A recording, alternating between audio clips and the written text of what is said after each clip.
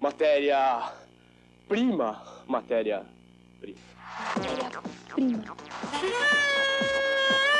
Matéria-prima.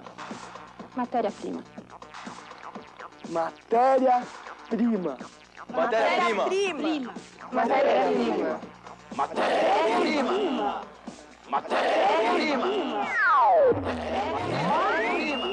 Matéria-prima. Matéria-prima. Matéria-prima.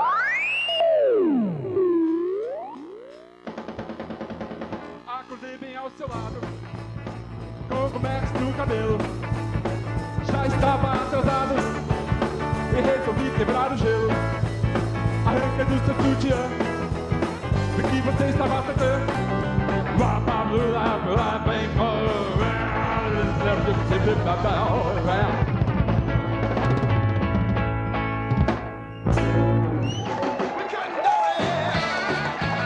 Olá, boa noite, pessoal que curte, gosta ou viveu Matéria-Prima. A gente está começando o programa ao som do Devotos de Nossa Senhora. Hoje, Enéas aqui no programa. Candidato à presidência da República ainda. Daqui a pouquinho o doutor Enéas, meu nome é Enéas, falando rapidamente, falando tudo que ele tem a falar a respeito das coisas que ele pensa, a respeito das coisas que ele sente, a respeito das coisas que ele tem a dizer. Em 15 segundos ele tinha muita coisa a dizer e agora ele vai poder ter falado a respeito de tudo que ele tem num tempão muito maior. É só você também ligar para o 252-6525 e participar. 252-6525 está à sua disposição para você fazer perguntas para o doutor Enéas. Ele que vai estar aqui conosco falando a respeito de tudo que ele tem a dizer, juntamente com o pessoal do Colégio Oswaldo Aranha, que está aqui com a gente hoje, participando ainda. Bom, queria agradecer ao Devotos, grande força, legal vocês estarem aqui, Luiz Thunderbird. É um prazer voltar ao seu programa. Prazer, digo eu. E tem outra, eu estou convidando vocês, que são muito legal, daqui a um tempo a gente voltar e continuar essa conversa musical. Legal, joia. Hoje foi um dia muito especial, né? O Enéas é um barato, né? O nome dessa banda não é Enéas, mas ela também...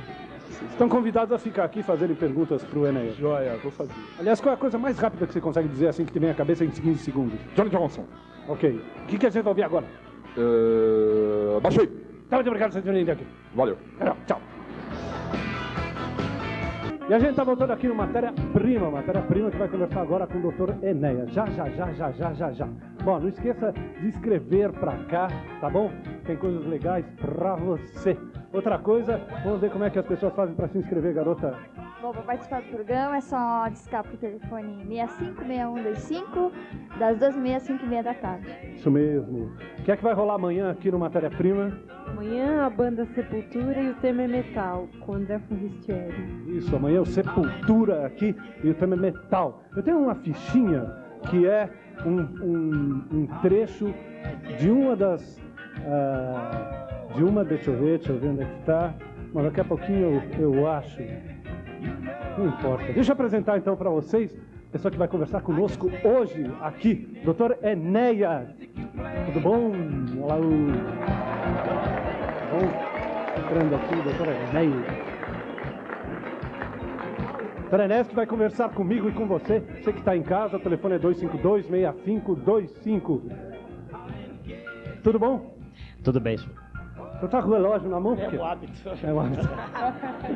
É o hábito de cronometrar. Aqui tem mais que 15 segundos. Ô, doutor Enéas, o senhor ainda é candidato à presidência da República? Daqui a 4 anos, sim, com certeza.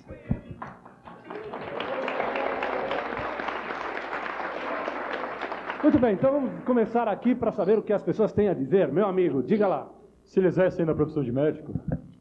Sim, com certeza. Um consultório no Rio de Janeiro e em Ipanema, com certeza. Com certeza. E aumentou a clientela depois dos 15 segundos que lhe deram a fama nacional? Não, senhor, é a mesma coisa, não mudou, não. Não, pelo contrário, eu tive que ficar afastado das atividades durante algum tempo, isso não foi bom, né? Mas é normal, continua normal. Ok, quem tem perguntas aqui, vamos começar ali. Vem aqui conversar com o Dr. Enéas. Por que só para presidente da República? Posso responder? Eu não conheço o programa, estou começando. Veja bem, eu acredito que o processo político do nosso país, ele, nos últimos 100 anos, desde a proclamação da República, ele se conspurcou muito, ele se maculou. Eu acredito que hoje a atividade política, ela de tal forma está contaminada por vícios que dificilmente um processo estruturado de baixo para cima pode levar a alguma coisa. Eu não acredito que é possível um deputado federal, um senador, um vereador, qualquer um deles mudar o país, entende? Eu só acredito que a mudança é possível de cima para baixo, a partir do topo da pirâmide, com uma mensagem forte, entusiástica, que galvanize a nação inteira. É assim que eu acredito. Doutor Enéas, se o senhor em 15 segundos fala tanto, em quantas pessoas o senhor consulta e quantas receitas vão assim por dia? A pergunta do jovem é interessante. Veja bem, eu não sou especialista em 15 segundos, não é nada disso. A maioria de vocês não tem bem noção do que se passa.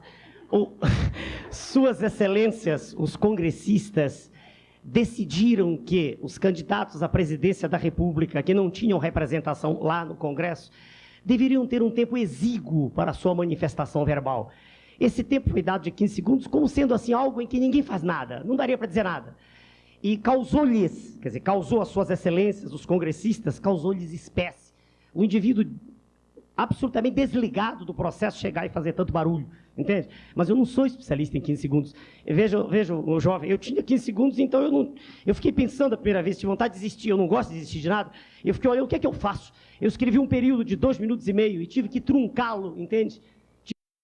Tudo que era acessório, e ficou aquela espinha dorsal, vocês viam, 2, 3 desejado, velocidade terrível, mas eu não sou especialista em 15 segundos, entende? Um paciente é examinado em 30 minutos, em 1 hora.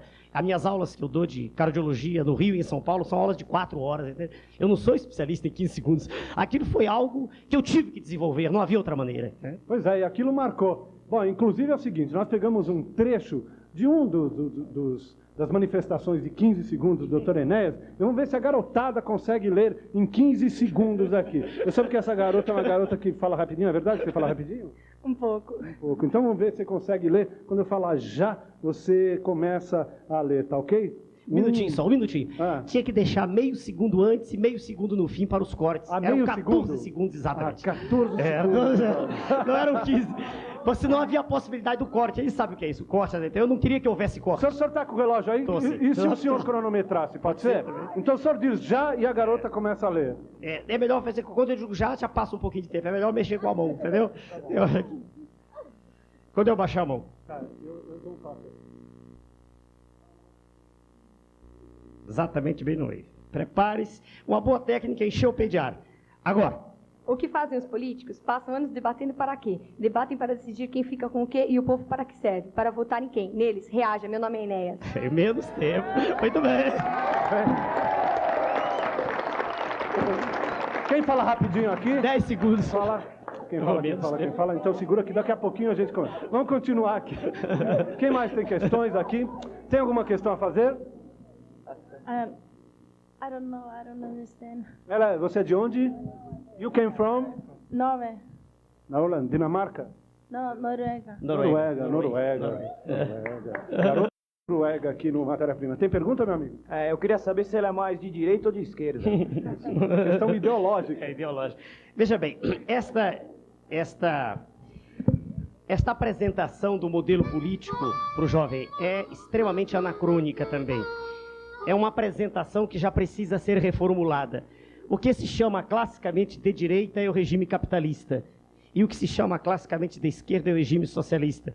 A experiência mundial tem mostrado o seguinte: há países capitalistas onde as reformas sociais têm sido consideráveis, como, por exemplo, o Japão, onde não há analfabetos, como, por exemplo, a Inglaterra, onde a medicina é toda socializada, e uma série de outros exemplos. Já Cuba, por exemplo, é socialista e as mazelas também acabaram. Agora, se os jovens observarem, em países socialistas, nada. Se nós excluirmos Cuba, praticamente todos eles, a iniciativa privada está ressurgindo. Quer dizer, isso é um movimento no mundo inteiro. Então eu quero crer que essa diferença é anacrônica, essa postulação tem que ser modificada. O que é que nós queremos? Nós queremos um país onde as reformas sociais de fato sejam feitas. Aí é o que a esquerda prega, né? Mas um país onde o Estado tenha um poder de intervenção, mesmo sendo capitalista, e evite que os ganhos de capital sejam tão gigantescos como são no nosso país.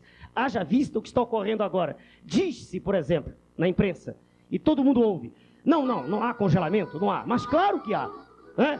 De quem tem remuneração. Os salários estão todos paralisados. Agora, o capital não, ele está indexado. Haja vista o BPN fiscal que aí está sendo corrigido todos os dias. Entende? O modelo é esse. O senhor imaginava que o fato de falar meu nome é Enéas ia fazer tanto sucesso quanto fez? A pergunta já me foi feita, ela é lúcida. veja bem, eu tenho que ser sincero, como eu sempre fui. Eu nunca imaginei na minha vida que isso que acontece hoje viesse a ocorrer, que eu andasse na rua e as pessoas gritassem Enéas, que meu nome servisse para vender frango, para vender eletrodomésticos, para vender telefones, para vender geladeira. Não, não. Nunca, honestamente, nunca pensei nisso.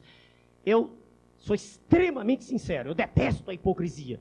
Hoje me perguntaram aqui no hotel onde eu estava, perguntaram assim, mas o senhor não vai fazer carreira política? Eu disse, mas vamos parar de pensar como componente de uma manada de búfalos. Vamos parar de pensar assim. Todo mundo que pensa diferente é estranho, é venusiano. Por que tem que pensar do mesmo jeito? Por que tem que haver carreira política? O que é que se aprende no Congresso Nacional, a não ser fazer acordos espúrios? Entendeu? Então eu nunca pensei que ia acontecer isso, entende? Eu fui apenas sincero. E como eu não gosto de pedir para ninguém votar, eu detesto isso. Voto é algo que vem de dentro. É uma decisão do indivíduo, devia ser um direito, e não um dever, como é aqui.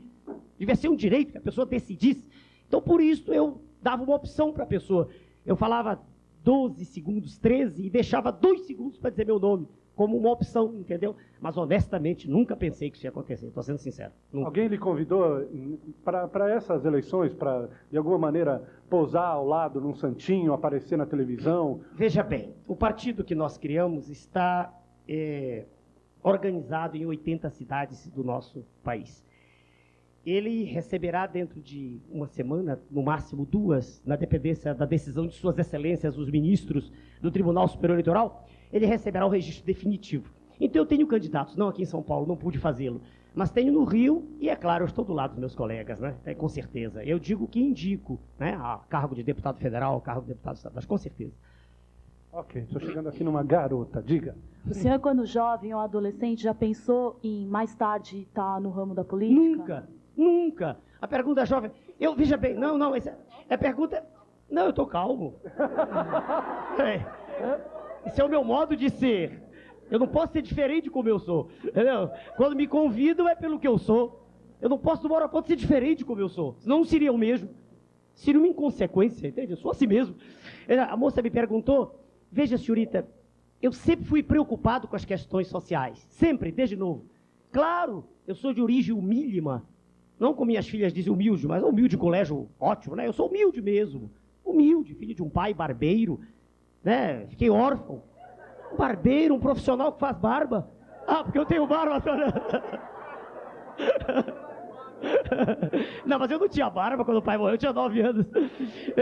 Então, de origem humilde, humílima, claro que eu tinha preocupação. Eu percebia o estado de verdadeira miséria em que vive metade ou mais da população do nosso país. Sempre tive essa preocupação.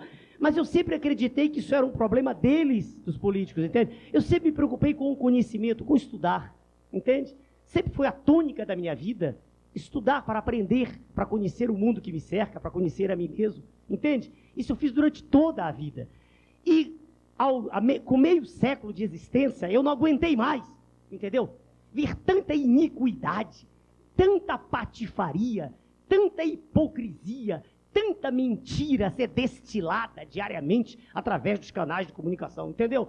Eu não aguentei mais, simplesmente. Eu não suporto mais, quando eu olho para o meu país que é meu, que é dos meus filhos e de vocês, e vejo o processo educacional estar estiolado. Eu vejo hoje uma pessoa, um cidadão qualquer não sabe escrever, pensa que sabe, que não há ninguém que lhe mostre que não sabe. Eu vejo autoridades falarem na televisão e cometerem erros imperdoáveis de português, entende? E tudo mais, o processo de educação, o sentido de civismo, as condições mínimas de vida de um cidadão não existem mais no país. E isso entristece muito, entende? Foi por isso, mas nunca tinha pensado antes, nunca não. Passei a vida estudando só. Ok. Eu queria saber se o senhor participou de movimentos da juventude, tipo hippie, anos 60, e o que você pensa sobre tudo isso que aconteceu? O senhor tinha muito cabelo nos anos 60 para ser do movimento hippie? Eu tenho um retrato com 26 anos, deixa eu ver se eu acho aqui. Deixa eu ver se eu... Que maravilha. Tinha um pouco... Não é comercial, quando eu tinha 26 tinha um pouquinho ainda. Ainda tinha um pouquinho ainda. Ah, o doutor Enéas aqui com 26 anos, 26 anos. 27 anos, ainda tinha um pouquinho de cabelo aí. Pois é. Tinha um pouquinho. Mas o senhor fez perto de algum movimento, assim? Não, vou responder a moça. Deixa eu complementar a pergunta. Qual era a droga do seu tempo e se ela chegou próxima do senhor de alguma maneira? Droga, o senhor fala tóxico, né? É isso que o senhor está falando. Droga, nesse sentido. Sim, sim. Droga no sentido... Quando eu era... Nesse sentido. Droga é um termo genérico. Veja bem, quando eu era garoto, era novo, para fazer vestibular, trabalhando o dia todo, eu cheguei a tomar anfetamina. O nome químico na época era Dexamil. Tomava para estudar. Quer dizer, de qualquer modo, um estimulante. Naquela época não era tão disseminado o uso da maconha. Não era. Pelo menos eu não tinha conhecimento, tem que ser sincero, não tinha conhecimento disso. No meu ciclo não havia ninguém que fizesse uso. Eu sei que isso hoje está mais generalizado, mas não era no meu tempo. Estou respondendo com a mesma sinceridade, não era. Eu tomava Dexamil e de quando em quando estava mal, que é um estimulante terrível, né? Precisando estudar de noite, trabalhando de dia, era isso que eu fazia. Cheguei a usar Pervitin também para não dormir. Mas depois era café e coca. O que faz estudante, né? O tóxico, o clássico, quer dizer, maconha, não, jamais usei. Se usasse, se eu tivesse feito, diria na presença de todo mundo. Né? Nunca o fiz.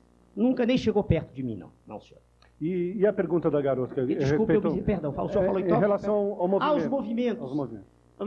Olha, a tônica da minha época, década de 60, era o Partido Comunista. Era essa a tônica. E eu não posso negar, jamais fui militante, mas fui um estudioso do assunto.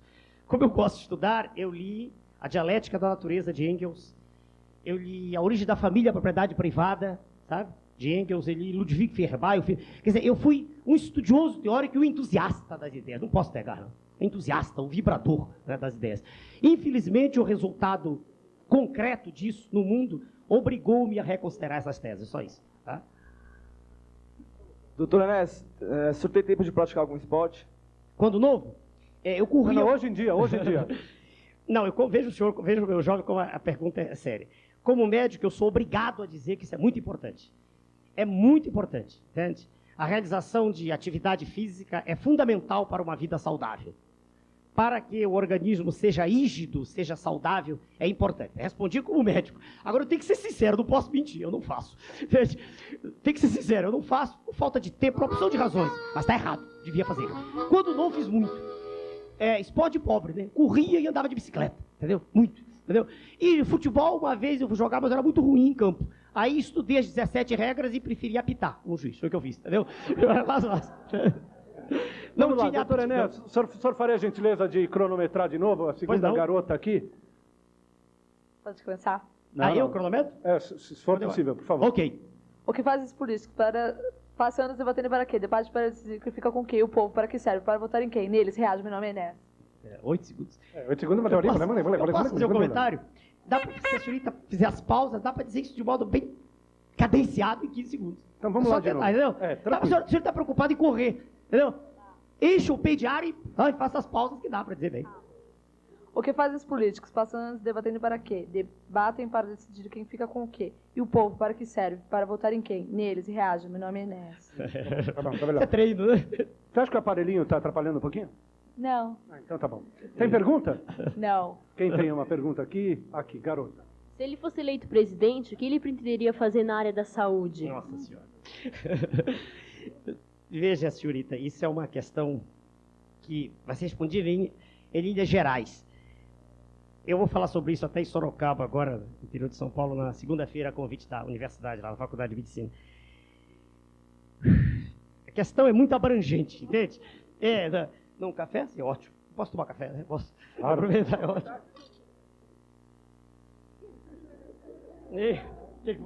Não preciso.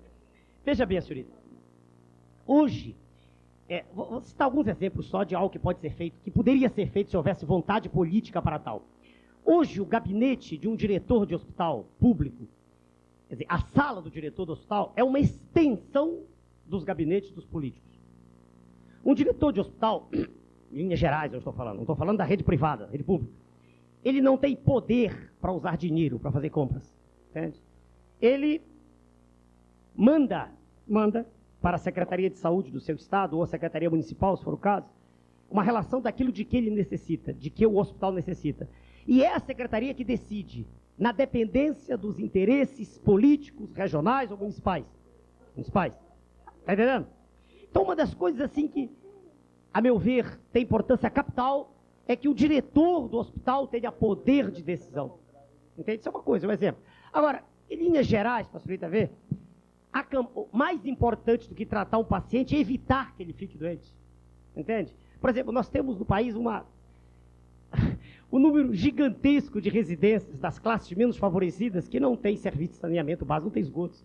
E com isso o número de doenças aumenta tremendamente. A prevenção de doenças, isso está falando um tempo, entende? É fundamental.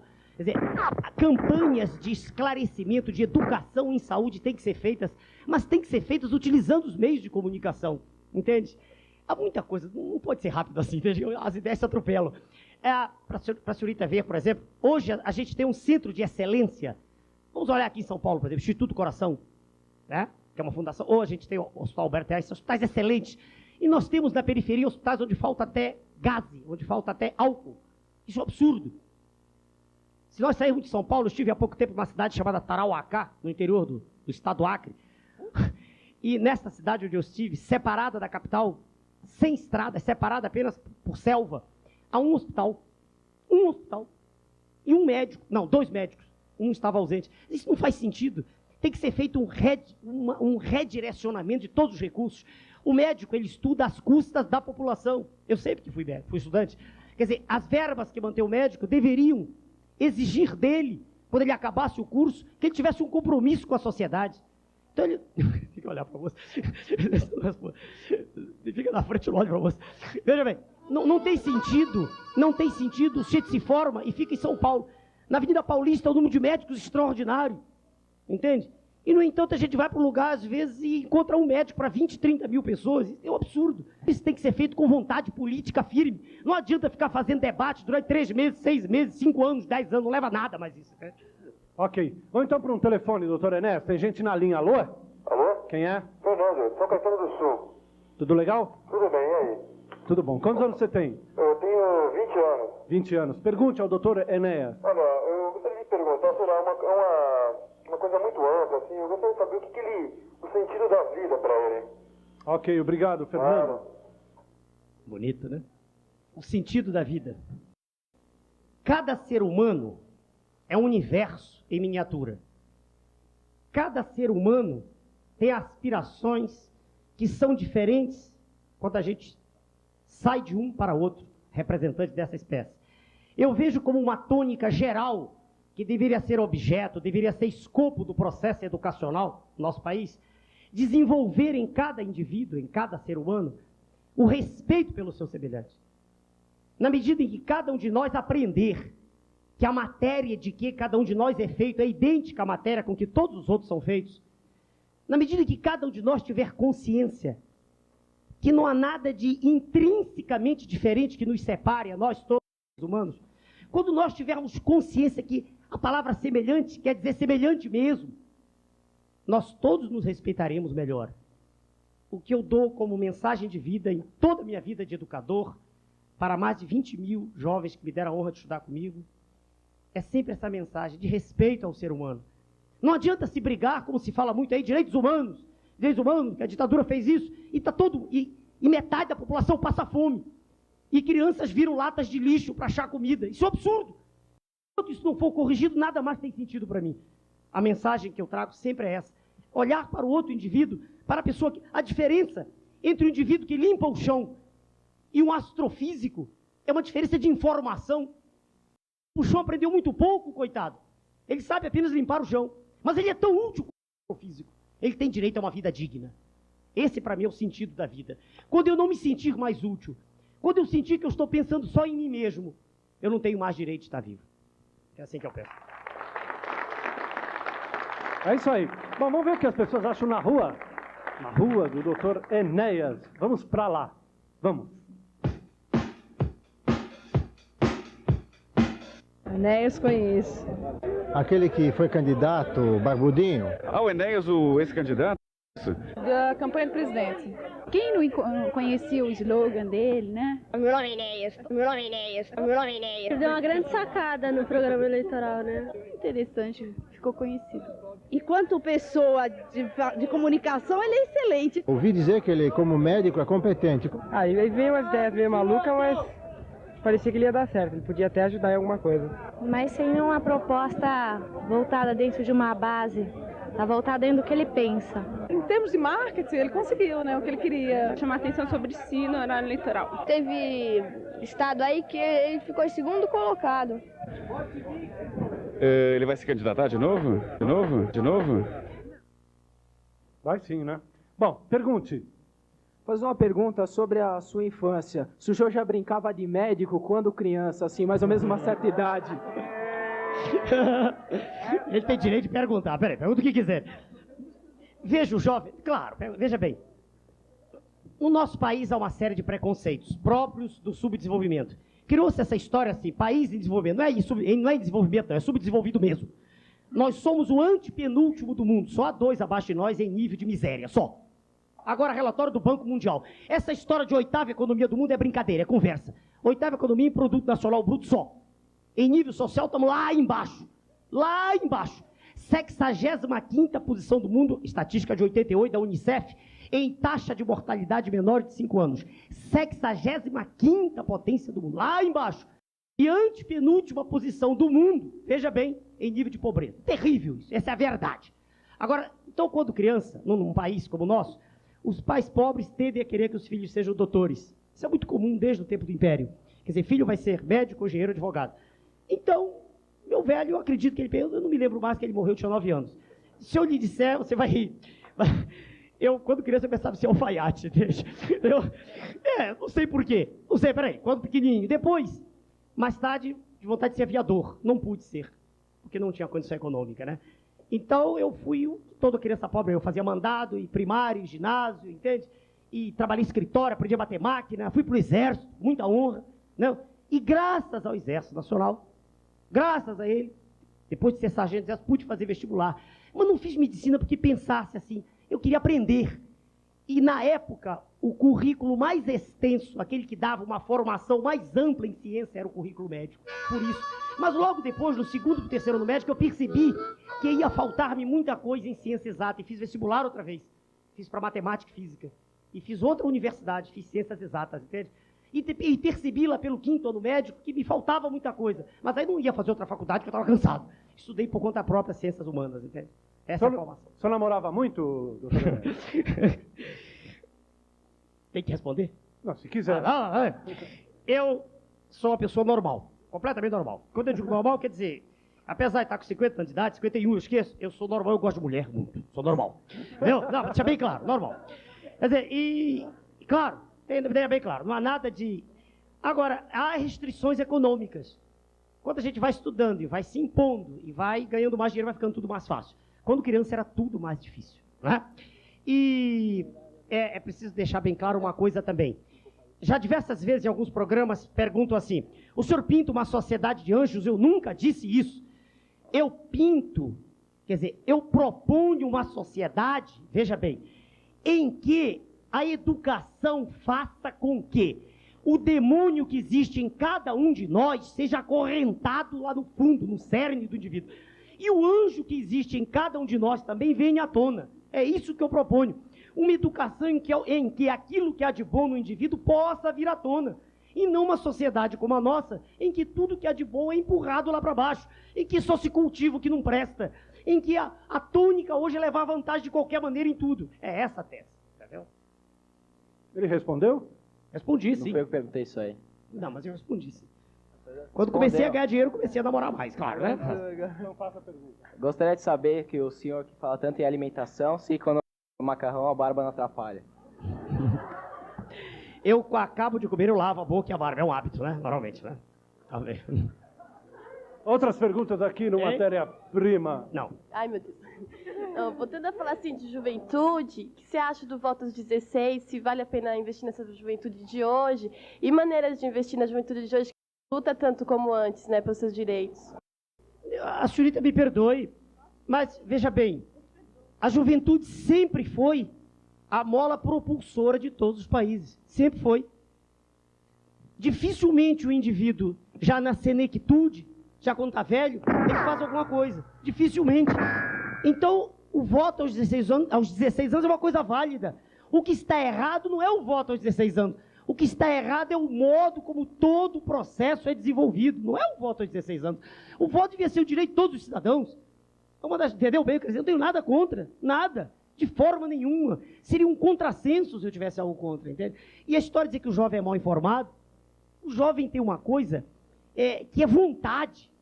O jovem só tem futuro, enquanto a pessoa mais velha só tem passado. Entende?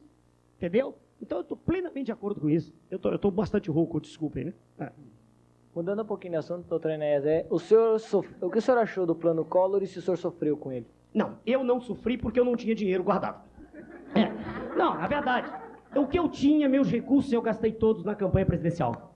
E depois para organizar o partido. Eu não tive ajuda de nenhuma fonte externa, de nada alienígena à minha própria família. Então, eu não tinha nada guardado, por isso, não perdi nada. Entende? Agora, eu sou radicalmente contra tudo que foi feito. Radicalmente contra. É só os jovens olharem e ver se há alguma empresa com alguma coisa retida. Não há mais nada. O que ficou retido foi capital da classe média. Economias. E eu pergunto, afinal de contas, o que é que foi feito? Porque eu, honestamente, não vejo resultados do que foi feito. Eu já disse isso em diversos programas já, entende? Radicalmente contra. Professor Enéas, acredito eu que é sabido de todas as pessoas que votaram no senhor conscientemente conhecer um pouco não, a maioria dos cursos que você tem, ou profissões, ou até, diria, conhecimentos. E eu gostaria que o senhor relatasse tudo isso e divulgasse, para que as pessoas conhecessem melhor o senhor. Muito bem. O senhor quer que... Deixa eu olhar para ele um pouquinho, jogou a câmera assim, eu vou falar para o rapaz. O jovem está me perguntando o que é que eu fiz do ponto de vista de formação cultural específica, é isso minha? Profissional? Profissional e considerada, né, pela sociedade. Certo, exatamente. Então, repetindo, naquele tempo não havia primeiro grau e segundo. Primário em Rio Branco Acre. Rio Branco Acre, lá longe, né? Exame de... Deixa eu olhar para o rapaz. Exame de... Deixa eu olhar para o rapaz. Um pouquinho. Exame de admissão eu fiz lá em Belém do Pará. O ginásio em Belém do Pará.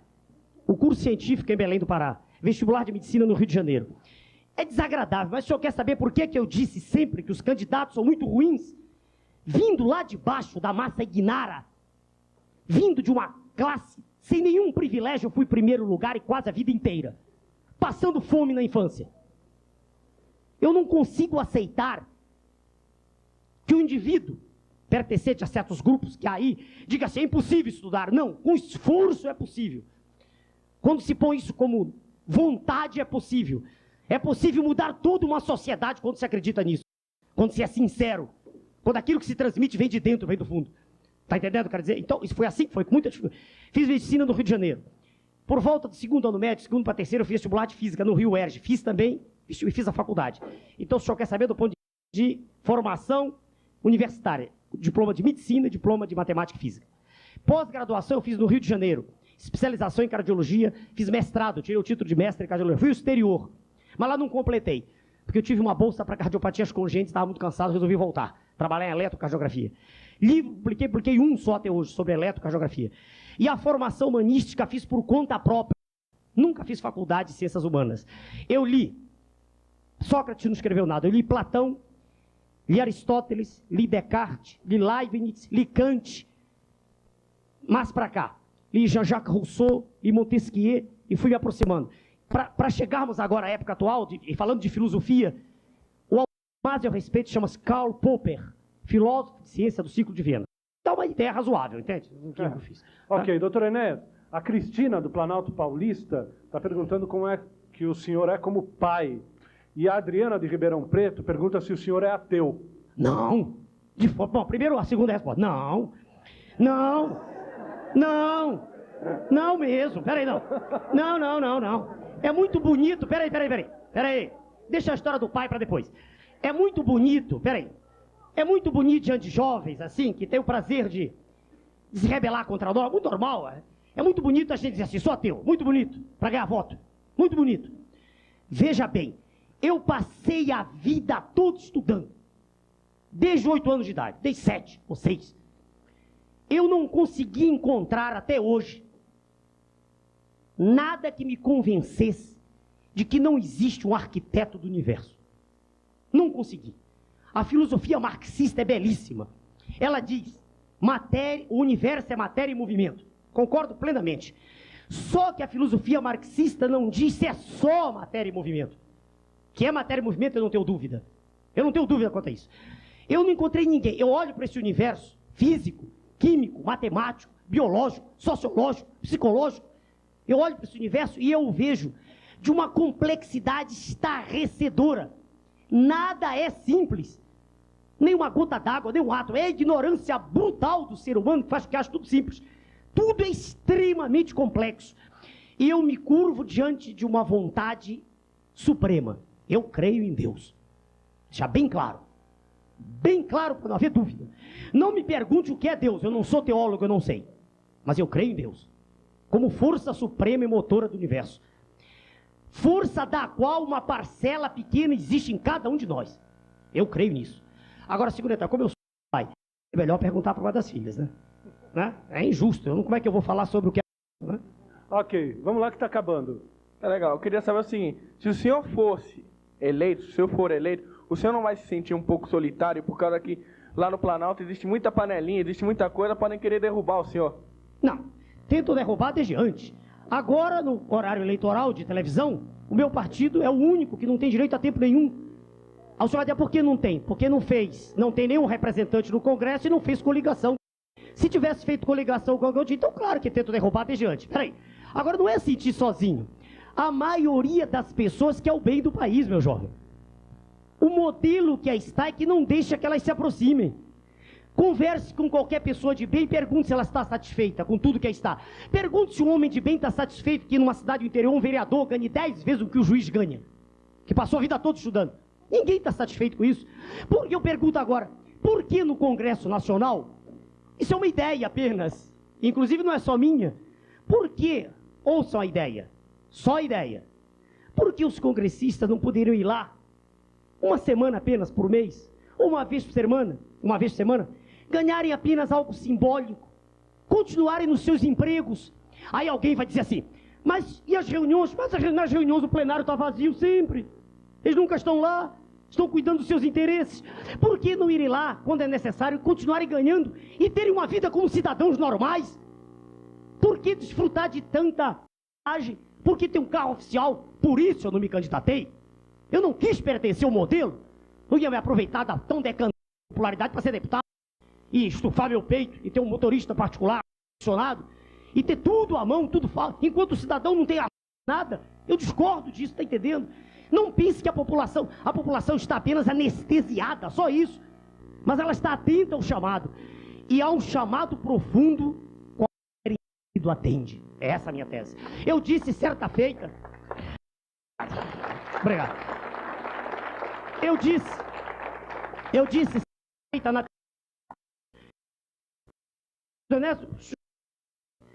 a vaidade. Eu não consigo tirar.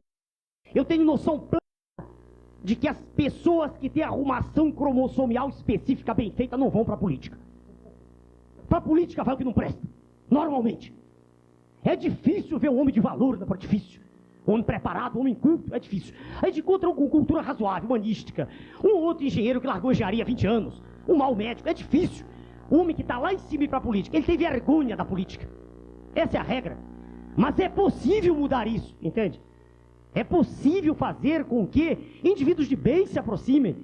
É possível fazer com que o processo passe a ser uma coisa limpa, como devia ser e como é em outros países. Uma coisa bonita, que faça com que o cidadão tenha orgulho de dizer eu sou brasileiro. Entendeu bem a mensagem? Eu acredito nisso. E se eu não morrer, eu vou ter, não 15 minutos. Se Deus quiser, eu elegerei pelo menos um deputado. Vou ter 3 minutos. Aí eu passarei como um trator em cima de quem é mentiroso, de quem é hipócrita. Porque se algum de vocês perguntar o que eu não sei, eu direi não sei, claramente. Claramente. Se perguntar, eu digo não sei, com a maior sinceridade. Eu vou estudar, Agora a diferença é a seguinte, eu vou estudar e aprendo. Não sou burro. A diferença é essa.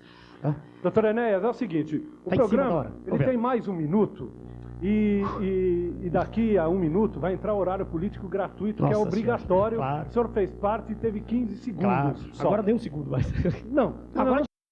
Ao invés de, normalmente eu peço para as pessoas encerrarem, porque está acabando, eu fico todo aflito. Claro. Vamos fazer o seguinte, nós vamos seguir e o programa horário político que vai cortar, porque normalmente o senhor era obrigado, né, a dizer os seus 15 segundos. Aqui a gente vai conversando, certo. Horário Mas político... Mas vai entrar agora 8h30. Então, deixa eu ver, quanto tempo tem aí? Deixa eu ver aqui. Quanto tem aí para entrar Quanto tempo de programa ainda tem? Hein? Quanto? 30 segundos. Então eu dou os 30 segundos finais para o senhor. Se extrapolar também, não vai ter jeito, né? Vão cortar de qualquer maneira. Então, primeiro, eu queria agradecer muito. Muito obrigado. Aqui. Acho que a garotada, o pessoal gostou mesmo, foi muito bacana. E boa sorte para o senhor.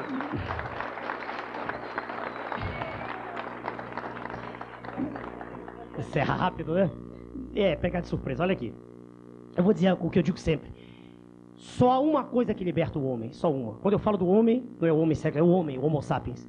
Só há um tipo de atividade que faz com que o homem seja diferente de todos os outros seres vivos, que o distingue de todos os demais e que lhe dá a primazia, o cetro no planeta. É o conhecimento. Só o conhecimento liberta o homem. E o liberta, inclusive, de si mesmo, do que ele tem de ruim dentro de si mesmo. Então a minha mensagem é que os senhores todos que são jovens, levem essa ideia, propaguem-na a todos. É possível para o nosso país, que o nosso país será melhor para todo mundo. Eu estarei já bem no fim da minha vida, mas para vocês e para os seus filhos, e todos nós respiraremos um ar mais puro, e todos nós acreditaremos, inclusive, em nós mesmos, como na verdade somos criaturas que se distinguem de todas as demais, porque têm a capacidade extraordinária de poder conhecer. Essa é a minha mensagem. Muito obrigado, senhores.